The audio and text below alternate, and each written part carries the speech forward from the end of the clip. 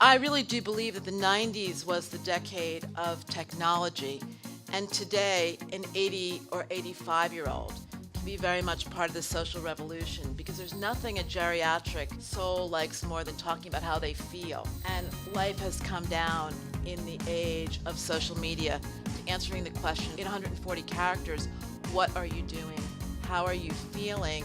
And passing that information along. So I'm going to ask you, as you listen to what I have to say, begin to think about all of your business opportunities and initiatives with a hashtag and how you're going to describe that in the full 140 characters, and then how you're going to shorten it into that marketing hashtag.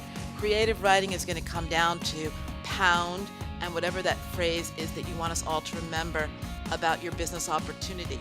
So how do you learn to spot trends? For each one of you to be effective in the business of marketing, in the business of media, and in the business of communications, you need to master each one of these tracking devices. Tracking people, tracking social momentum, tracking companies, tracking economies, tracking brands, and especially tracking radical breakthroughs. How many of you go to a school that's a physical place? Totally obsolete concept. A school is not going to be a place by the year 2020.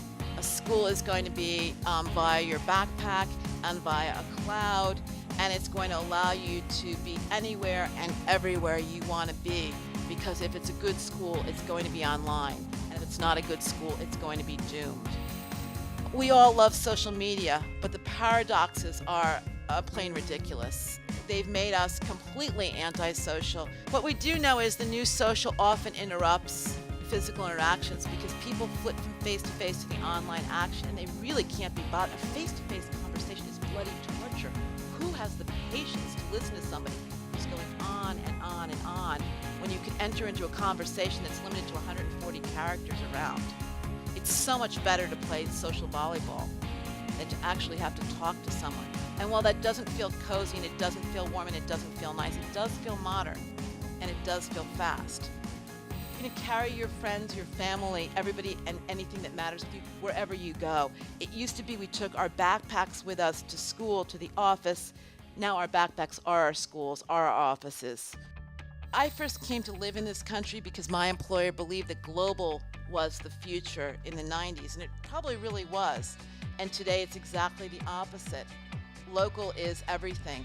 If you can't dominate in 5 kilometers, if you can't dominate in a small subset of the population, you will fail.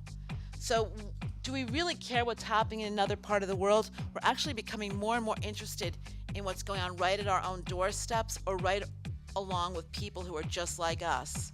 So all the new hot online services are about where people are living, where they're working, where you are right now. The English language has been butchered dramatically in the last 10 years. In fact, people of your age in the US don't believe in vowels anymore. When I was going to school, you had to learn how to use A's and E's and I's and O's and U's, and you were really, there was punitive damage if you couldn't spell well, if you didn't know how to conjugate a verb. Today, it doesn't matter. WTF is a universal answer that everybody provides if they don't like what they've just been told via email. The Great Recession means that people have been forced back to work. It means all the plans for retirement are over.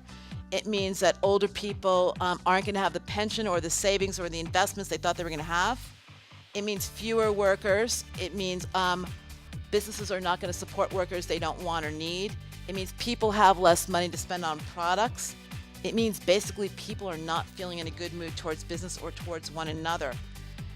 And the more businesses can foster people starting new careers, the more people are going to have money to spend on businesses, but it's not going to be pretty for the short term. And I think you're going to see yourselves competing with people in their 40s and 50s who never thought they'd need to reboot. And I think reboot is going to be the buzzword of these people who are restarting.